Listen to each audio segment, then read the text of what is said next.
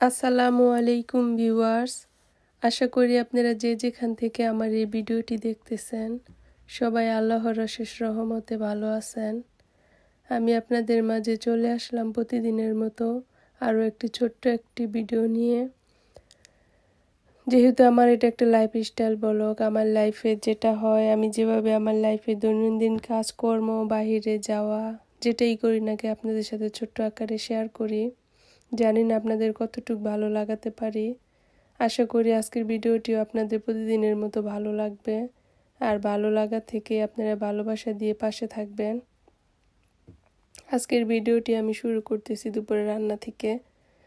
তো আজকে দুপুরে লাল শাক রান্না করব, আর বোমা মরিচ। এই বোমা মরিচটা ডিপে ছিল এই লাল শাক দিয়ে খাওয়ার জন্য আর কি। গরমের দিন যখন আনছিল তখন একসাথে বেশি আনা হয়েছিল, তো তখন আমি ডিপে রেখে দিয়েছিলাম যে শাক দিয়ে মাঝে মধ্যে খেতে ইচ্ছে করে খুব, তখন তো পাওয়া যায় না, এই জন্য আর কি ডিপে রেখে দিয়েছিলাম। তো এই জন্য আর কি লাল শাকটা যেহেতু রান্না করতেছি এই জন্য দিয়ে ফেললাম। আর এখন পোয়া মাছটা দিয়ে আমি ডাটা দিয়ে রান্না করব, আর ডাটাটাও আমি ডিপে কেটে রেখে দিয়েছিলাম। এখন রান্না করব। এরকম ডিপে সবজি কেটে রেখে দিলে কিন্তু একদম ফ্রেশ থাকে, তখন কিন্তু পরে খেতে খুব ভালো লাগে আর কি। কোনো রকম আর কি ফ্রোজেন যে খারাপ লাগা ওটা লাগে না, ও ফ্রেশের মতনই আর কি লাগে। তো আমরা যেহেতু সবসময় সব কিছু চাইলে একরকম পাই না, তো সেহেতু আমাদের একটু ডিপ করে রাখলে আর কি পরবর্তীতে খেতে আর কি সুবিধা হয় আর কি। যখন তখন তো বাহিরেও যাওয়া যায় না, আনা যায় না, তো ঘরে থাকলে দেখা যায় কি বের করে একটা রান্না করে ফেলা যায়। আর আমার আবার পেঁয়াজের তরকারি একটু খেতে ভালো লাগে কম। আমার কাছে মনে হয় সবজি টবজি দিয়ে তরকারি রান্না করলে ওটা খেলে ভালো লাগে, পেঁয়াজের তরকারি আমার একদম খেতে ইচ্ছে করে না। তো এই জন্য আর কি আমি চাই সবসময় একটু সবজি দিয়ে মাছ রান্না করতে, আর আমাদের কাছে তো এরকম সবজি দিয়ে মাছ রান্না করা খেতে খুব ভালো লাগে আর কি। তো আমি চাইছিলাম পোয়া মাছটা একটু ভেজে রান্না করতে, তো আপনাদের ভাইয়া বলতেছে যে না, বেগুন আগে দেশে থাকতে নাকি সে আমার শাশুড়ির কথা আর কি বলতেছিল যে মাকে দেখতাম এরকম বেগুন দিয়ে পোয়া মাছ দিয়ে রান্না করতো, তো ওই খেতে অনেক মজা লাগতো, আর এটা বাসি হলে নাকি বলে আরো বেশি মজা লাগতো।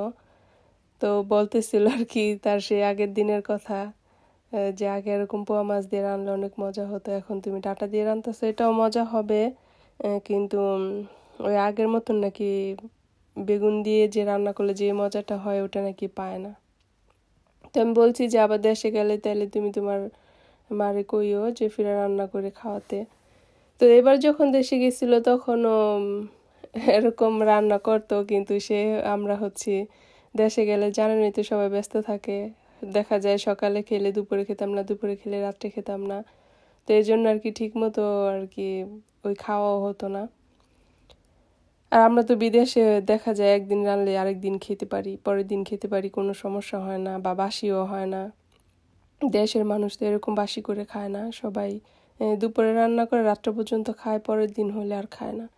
তাই আমরা কিন্তু আর এরকম না, আমরা আজকে রান্না করি কালকে পর্যন্ত খেলে কোনো সমস্যা নেই আর কি। যে পরিমাণে ঠান্ডা এমনিতেই তরকারি আর কি জমে থাকে, মনে হয় যে জাল দিলে মনে হয় যে এখনই রান্না করতেছি।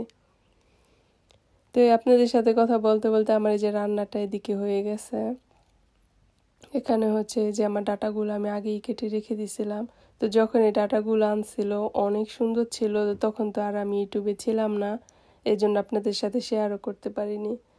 তো যদি আগামী গরম পর্যন্ত যদি আপনাদের মাঝে থাকি, আর যদি আল্লাহ পাক এই পর্যন্ত হায়াত দিয়ে রাখে, বেঁচে থাকি, তাহলে ইনশাল্লাহ আগামীতে আপনাদের সাথে দেখা হবে বা দেখাতে পারবো যে এখানেও কি পরিমাণে সুন্দর সুন্দর আর কি ডাটা আসে।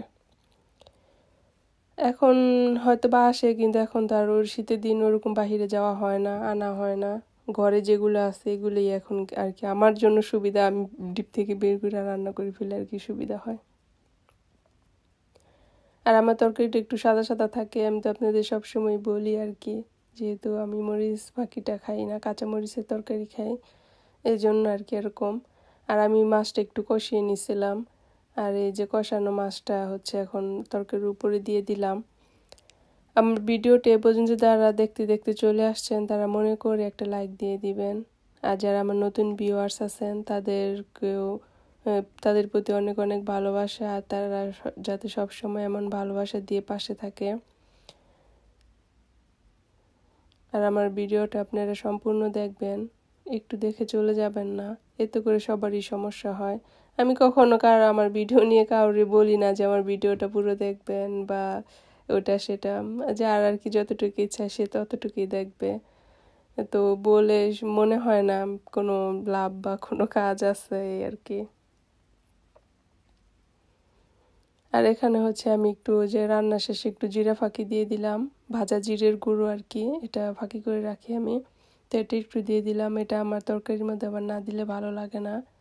এখন আমি হচ্ছে একটু ধনেপাতা দিয়ে দেব যাতে করে ঘ্রাণটা ভালো হয়। আর এখানকার ধনেপাতা তো একদমই ঘ্রাণ নেই, একটা ঘাসের ঘাসের গন্ধ আসে আমার কাছে মনে হয়। বড় বড় ধনেপাতা তো ওইরকম ঘ্রাণ হয় না। তো আমার রান্নাটা এখন কমপ্লিট হয়ে গেছে, আমরা হচ্ছে দুপুরে খেতে বসবো। তো আপনাদের ভাইয়াকে বললাম যে তুমি খাওয়া শুরু করো, আমি একটু ভিডিও করে দেই। তো সে এখন ভিডিও করতে চায় না, আমি একটু জোর করি আর কি ভিডিও করি। বলে যে না তুই, আমি ক্যামেরার সামনে আসবো না আর কি, লজ্জা পায়, কিন্তু তারপরে আমি জোর করে আর কি আনি মাঝে মধ্যে। তো এখন হচ্ছে সে দুপুরে খাবারটা খেয়ে নিচ্ছে। তো আমার ভিডিওটা যদি আপনাদের কাছে ভালো লাগে তাহলে অবশ্যই আমার পাশে থাকবেন। আজকের ভিডিওটি এ পর্যন্তই। আপনাদের সবার প্রতি অনেক অনেক ভালোবাসা আর অনেক অনেক দোয়া রইল, যারা আমাকে এতটা সাপোর্ট দিয়ে পর্যন্ত আনছেন। তো অনেকে বলবেন যে আপু আপনার 1K হলো, আপনি তো কিছু বললেন না। কিন্তু 1K হয়েছে, এখন তো অনেক ধাপ বাকি আছে। 1K তো কত মানুষেরই হয়, সবাই তো আর সব ধাপ পাড়ি দিয়ে এগিয়ে যেতে পারে না। তো এই জন্য আর কিছু বলার হয়নি। যদি কখনো সাকসেস হতে পারি তাহলে ইনশাল্লাহ বলবো। আর আজকের ভিডিওটি এ পর্যন্ত। আল্লাহ হাফেজ।